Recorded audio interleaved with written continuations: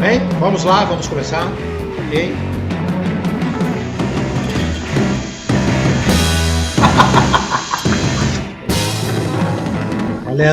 Valendo, terceira vez. Claquete, 1, 2, 3. Eu sou o Marcos Martins e fui contemplado pelo Prêmio Cultura Presente, via a Lei Aldir Blanc, Governo do Estado do Rio de Janeiro e Secretaria de Cultura e Economia Criativa. Vou fazer uma série de entrevistas falando sobre a técnica no teatro. Hoje vou conversar então com Luiz Eduardo Pires, ator, diretor, iluminador, professor, cenotécnico e construtor de carros. Bom, o Luiz eu conheci em 1998, 99, em Londrina, por aí. E eu vou conversar com o Luiz sobre o passado, histórias vividas em Londrina e mundo afora, presente e um pouco do futuro também. Legal? Então, Luiz, meu amigo, apareça. Fala, meu amigo. Me salva dessa aqui. Me ajuda aqui. Eu deixei a maleta de ferramentas em outro espaço, não tenho como te ajudar agora. Tudo bem, eu trouxe aqui fita crepe. Olha! Um nível.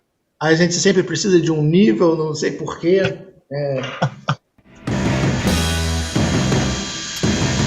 Para o palco não ficar torto. Ó, isso é muito importante. Nada de queimar equipamento.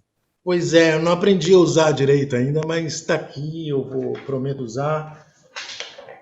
Tenho aqui também um contador de pessoas que eu acho um barato.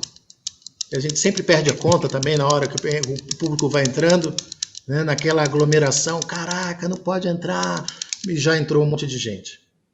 Então, esse aqui é um objeto que achei muito interessante. Uma vez que eu vi, fiquei com uma puta inveja, queria ter um e comprei. O meu martelinho pequenininho, que já martelou muito. E minha lanterna, que eu ganhei da minha amiga Isabel. Que também muito bonita a sua lanterna. Eu acho que todo cenotécnico tem uma tralha, né? Tem algumas ferramentas que são inseparáveis. Todo cenotécnico tem o seu embornar, né? Um saco de ferramenta. Tem. Chave 13, por exemplo, eu devo ter umas 8. 8 chave 13? É. Você perde ferramenta, então? Muito. Não, eu não perco. Quando eu fico revoltado quando perco, quando esqueço alguma coisa, eu fico revoltado. Assim, quando some, então, eu falei, caraca!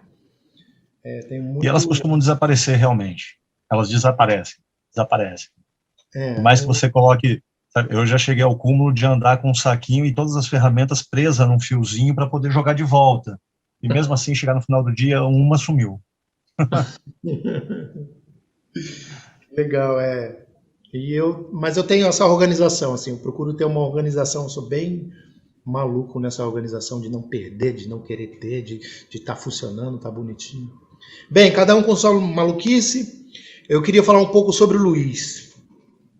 O Luiz, essa experiência toda que eu acabei de falar para vocês, é interessante, né? Porque você acha que assim, o cenotécnico é um cara que, para mim, é um cara muito interessante dentro do teatro, né? Um cara apaixonado por tudo. É aquela figura que sempre diz sim, sempre tem um jeito para fazer alguma coisa. Se algum problema aparece para um cenotécnico, você não vai perguntar para o iluminador, você não vai perguntar para o cara do som, você não vai perguntar para o diretor, você vai perguntar para o cenotécnico. O cenotécnico é aquele cara que constrói os cenários, a ideia maluca do cenógrafo. E muitas vezes não dá certo. O cenotécnico, ele realiza, né? cenotécnico é o responsável por realizar a maluquice. O diretor pira, o cenógrafo pira, todo mundo tem uma grande ideia, mas na hora de executar, na hora de solucionar o problema, é o cenotécnico. Ele que é o camarada que ele tem que ter uma proatividade fantástica, né? Ele tem que estar ali, pronto para e sujeito a se adaptar o tempo todo, encontrar soluções físicas, soluções mecânicas, soluções, enfim, químicas. É o camarada que vai dar... É o primeiro a chegar no teatro e geralmente o último a sair, né? É isso mesmo. Luiz, fala um pouco do Luiz. Tudo aconteceu meio que simultâneo, teatro e a história, né? Em 98, eu assisti uma peça de teatro e fiquei encantado com a loucura do cenário. Alice através do espelho. Era a peça de formatura da Escola Municipal de Teatro. E eu fiquei encantado. Eu falei, meu, que absurdo, que loucura é essa? Né? Que arte é essa do cenário especificamente? Naquele ano de 98, eu ingressava na Universidade Estadual de Londrina para cursar a Faculdade de História. Em 98, eu assisti todas as peças do Festival Internacional de Londrina. E ali eu descobri o mundo do teatro, que eu queria realmente fazer teatro, e fui atrás da escola de teatro para fazer o curso na formação de atores. Enquanto isso, fazendo história. E um belo de um dia, na Concha Acústica, em frente à antiga Casa de Cultura, teve uma reunião da equipe técnica do Festival Internacional de Londrina, no ano de 99. Eu estava fumando um cigarro sentado, da tosse até hoje, fumando cigarro, que coisa horrível. E eu fumando cigarro na porta da Casa de Cultura, sem nenhuma pretensão, acabei entrando nessa reunião e fui fazer parte da equipe técnica. Naquele momento eu não conhecia praticamente nada do mundo da cenotécnica. E foi uma tremenda de uma escola. Acho que foi ali que a gente se conheceu, você faz parte desse grupo de técnicos loucos. A gente passou 1 mês e meio fazendo uma mostra regional, 15 dias preparando os teatros para a mostra internacional, depois mais 1 mês de mostra internacional, junto a isso, um cabaré maluco de todas as artes, uns gnomos que vieram da Catalunha para fazer o cenário. Foi instalado uma serralheria e uma marcenaria dentro do cabaré para que a gente produzisse os cenários das peças enquanto o festival acontecia, isso, um palco sendo montado, enfim, aquela loucura toda, fazendo curso de teatro e esse mundo da cenotécnica aparecendo ali, e acabei me formando como ator, passei a viver como cenotécnico, fui estudar a arte do cenário, fui desenvolver cenário, junto a isso, criar luz, desenvolver luz, estudar a iluminação, estudar a luz, estudar o teatro. Me formei professor de história e passei a ter uma vida dupla, né? Eu dava aula segunda, terça e quarta, o dia inteiro, de manhã, de tarde e de noite, dava aula. E quinta, sexta, sábado e domingo eu fazia teatro. E levei essa vida dupla durante um bom tempo, lá se foram 10 anos, dividindo o tempo mesmo e fazendo teatro, fazendo cenotécnica, pirando, fazendo espetáculo de tudo quanto é lugar do mundo. A gente teve altas experiências no Filo, né? Conhecemos figuras impressionantes, passamos 72 horas dentro de um teatro para montar uma peça, falando só no, ok, yes, no, ok, no, yes. Enquanto a gente descansava, fomos carregar pedras. Filo. Eu vou falar um pouco do Filo também. Eu comecei trabalhando fazendo teatro no Armazém e trabalhei no Filo também como você. E essa experiência do Filo foi maravilhosa. Eu tenho certeza que não só para mim, nem para você, Luiz, mas para outros amigos, camaradas que a gente também volta a conversar constantemente. Poxa, como foi importante aquele Filo. Hoje espalhados pelo Brasil, né?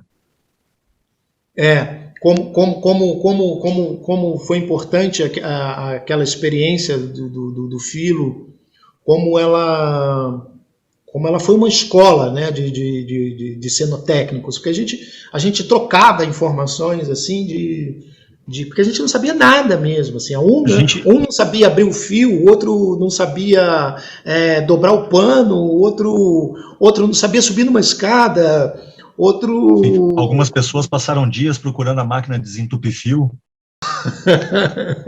Não é? A gente não sabia enrolar um fio, não sabia guardar, então assim, o Filo, Festival Internacional de Londrina, ele teve uma importância de capacitar uma série de jovens, porque nós éramos jovens, e a gente foi realmente descobrindo o teatro, foi descobrindo a cenotécnica. A gente também não aprendeu isso sozinho, né? A gente aprendeu muitas coisas a gente aprendeu com os técnicos que vieram para o Filo, os técnicos do Ouro Verde, que são maravilhosos também.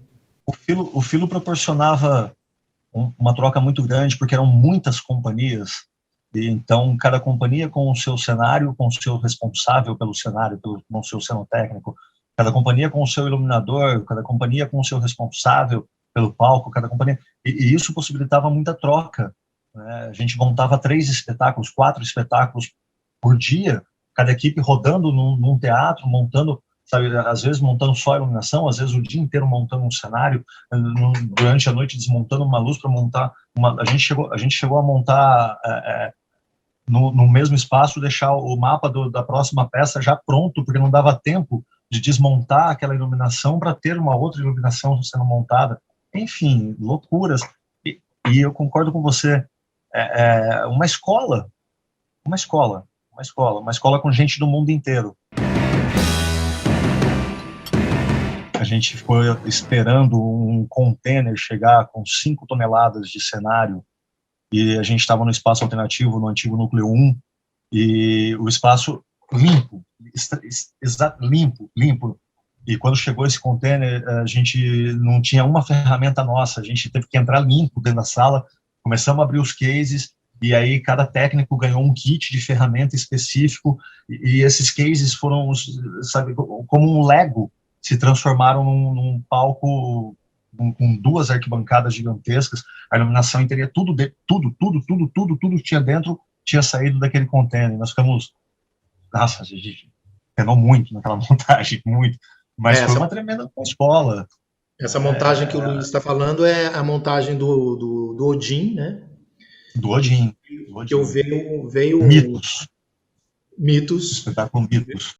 E veio um container fechado com tudo, inclusive arquibancada, extensão, tudo. Isso era uma coisa... Os cravos que eram utilizados na madeira para juntar o cenário, tudo. Até as ferramentas dos técnicos que iriam trabalhar na montagem. É uma coisa que Foi esse espetáculo que a gente ficou peneirando. Nós peneiramos pedra, porque os caras trouxeram uma pedra específica, que numa luz específica criava um efeito específico e não podia ter poeira. Então a gente teve que peneirar as pedras para colocar num tapete que a gente ficou um dia, um tapete quilométrico e pesado para colocar milimetricamente no lugar.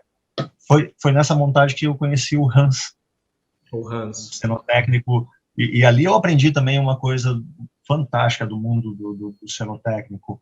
O Hans, um sujeito que monta um barracão sozinho, que pilota todo tipo de ferramenta, sabe, que ali eu falei assim, nossa, esse cara é interessante, domina todas as áreas dentro de um projeto, corta ferro, corta madeira, solda, lixa, pinta, enfim.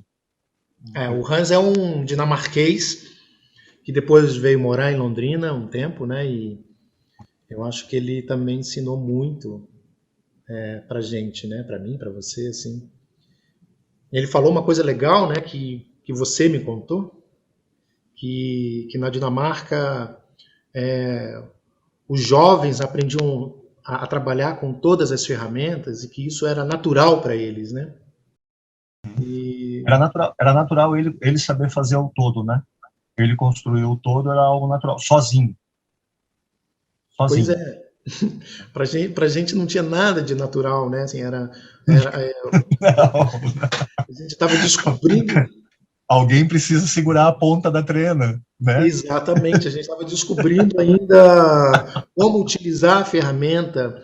Os anos 90, se eu não me engano, a gente não tinha nem o Brasil ainda era fechado, tinha muitas restrições para as importações, né? Então a gente não tinha muitas ferramentas, coisas, né? Pouquíssimas coisas. Ferramentas que a gente tem hoje, né? E a tecnologia de ferramenta que existia nos anos 90 era bem precária. Era muito rudimentar, né? Muito rudimentar. Hoje você não você tem uma trena eletrônica, você aperta, dá 1 metro rapidinho, você não precisa mais subir na escada com uma cordinha para ir lá em cima e depois medir a cordinha, né? A gente tem uma tecnologia hoje de ferramentas. Chegava uma companhia europeia e falava, eu preciso disso com tantos milímetros disso, com tantos milímetros disso, com tantos milímetros disso, e a gente ficava olhando um para a cara do outro e falava assim, mas milímetros? Por que isso tudo? Tem que aquele refletor tem que estar no ângulo de 47 graus a 4 metros e 75 centímetros. Tá. Põe naquela vara de 5. Não, naquela vara de 5 não dá o efeito que tem que estar naquele ângulo de 47 aos 4,75. A galera aqui da América do Sul era mais legal conversar com eles, a coisa era mais embolada, era uma confusão. Mas os europeus não, os europeus eram uma... A galera da América Latina improvisava com a gente, né? Eu lembro também de um fato interessante, que assim, que os técnicos alemães, eles sempre jantavam antes da gente, né? Eles sempre terminavam o trabalho antes da gente, e eles iam jantar todos arrumadinhos, todos, enfim, lembranças que... Tinha um serralheiro que veio, ele era cenotécnico de um espetáculo que não aconteceu. Como é que era o nome dele? O camarada veio para cá, construiu uma gaiola de 5 metros de altura, construiu um monte de peças de um cenário de um espetáculo KTO, de um espetáculo monstruoso que ia acontecer ao ar livre. Assim, e nós trabalhamos muito para o espetáculo acontecer, e no dia do espetáculo, uma semana começou a chover, não parou nunca mais. No dia da apresentação estava chovendo, foi adiado, no dia seguinte adiado, chuva de novo, no dia seguinte adiado, eles fizeram um cortejo com as pernas de pau, cantaram sambas alemães e foram embora sem apresentar a peça. Foi um desfile. Uma réplica de um grande sonho. Bom, e aí você está construindo carros, então. Estava falando que você está construindo carros, e eu acho isso maravilhoso, Luiz, assim, essa possibilidade humana de construir um carro, de fazer o negócio andar, de comprar as peças separadas e montar isso. Como é que é isso? Então o que me levou a hoje estar construindo um carro, por incrível que pareça, foi o mundo da cenotécnica mesmo. O mundo da cenotécnica me permitiu conhecer processos diferentes de fabricação, conhecer o trabalho do serralheiro, conhecer o trabalho do marceneiro, conhecer essa coisa da física, essa coisa mecânica, de construir traquitanas, né? De pegar um cenário na mão e transformar, construir um barco, Nesse mundo da cenotécnica, eu repliquei muitos cenários e construí coisas que me possibilitaram um dia poder trabalhar na construção de um carro, trabalhar num pedaço de uma construção de um carro. E a partir daí eu fui me apaixonando por esse mundo de olhar para o carro como um grande cenário, como uma grande engrenagem, e você tem que juntar as peças. Eu construo hoje réplicas automotivas, Então eu já construí um Thunderbird em 1955, eu estou terminando agora o acabamento final, a perfumaria, que é uma parte sensacional, sabe, do escolher qual couro você vai colocar, como numa peça de teatro, como na hora de você montar um cenário e escolher qual cor que vai ter aquele elemento, que tecido que você vai usar para poder ter um efeito ou não na iluminação. Estou terminando de construir um Tudor, né, um Ford Tudor 1931, e estou construindo. Ford Tudor é aquele do Vic Vigarista, não é isso? É, ele mesmo, ele mesmo. É lindo demais. E é uma loucura, porque eu trabalho com metal, com a serralheria, eu trabalho com a fibra de vidro, né, a questão química toda, manipular a resina, manipular a fibra, trabalhar com plástico, misturar esses elementos para poder ter um material leve e resistente, né, pensar na segurança, né, qual ferro usar, como entortar esse ferro, como se trabalhar com ferro ou trabalhar com aço, né, onde usar cada um deles. Estou construindo um Corvette agora, uma réplica de um Corvette 1970 com toda a mecânica, né, de uma Mercedes-Benz. Então fazer essa junção, esse Frankenstein, esse cenário maravilhoso, vai ficar lindo, vai ficar bem bonito. Mas é o mundo da cenotécnica mesmo, é esse mundo é um trabalho extremamente técnico. Ele, sabe, eu tenho que lidar com as plantas, eu trabalho com uma réplica, né, de 1:18, e aí toda dúvida que eu tenho de onde eu quero ou não quero o carro, eu vou lá, sento na réplica, reproduzo aquele desenho, tiro todas aquelas medidas, multiplico por 18, tem um tamanho real. Às vezes quando eu falo eu construo carros, né, eu construo réplicas, as pessoas falam assim, mas você faz aquelas réplicazinhas, né, pequenininhas. Eu falo, não, tamanho real.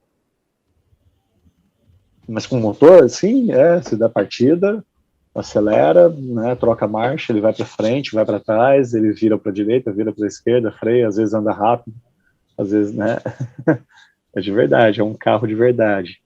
É uma réplica, né, como o teatro, são réplicas da vida, né, tragédias, comédias, nesse caso aqui é uma réplica de um grande sonho.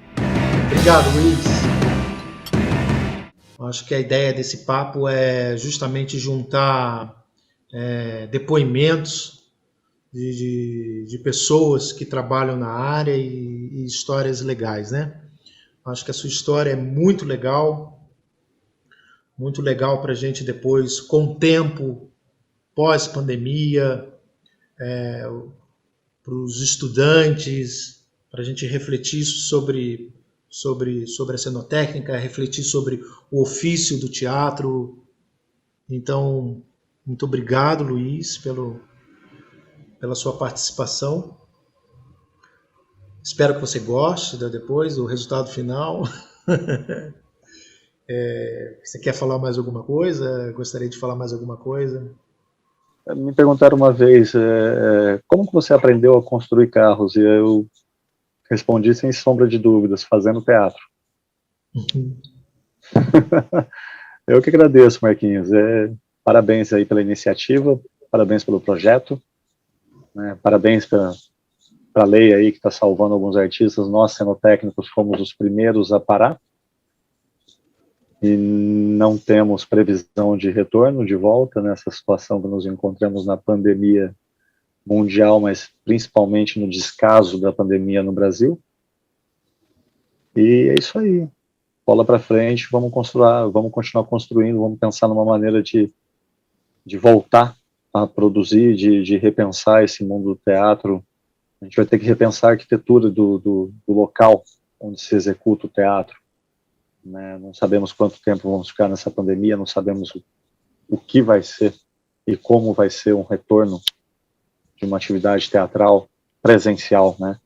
A arte do teatro é presencial, ela por mais que existam os cenotécnicos que passam meses criando um cenário, que passam horas executando isso num dia de uma apresentação, o teatro ele acontece presencialmente, né? Por mais que atores estejam hoje, nesse momento, produzindo lives, né, a live ela não se vale de todo um trabalho de um cenotécnico, por mais que tenham muitos grupos se utilizando aí sim de técnicos, com cenário, com iluminação, para fazer a sua live, o seu show. Ou no teatro mesmo, a gente vai ter que repensar como isso vai acontecer. Mais trabalho para o cenotécnico. Se tudo der certo. Já deu. Obrigado, Luiz. Valeu, eu que agradeço. Bora trabalhar. Valeu.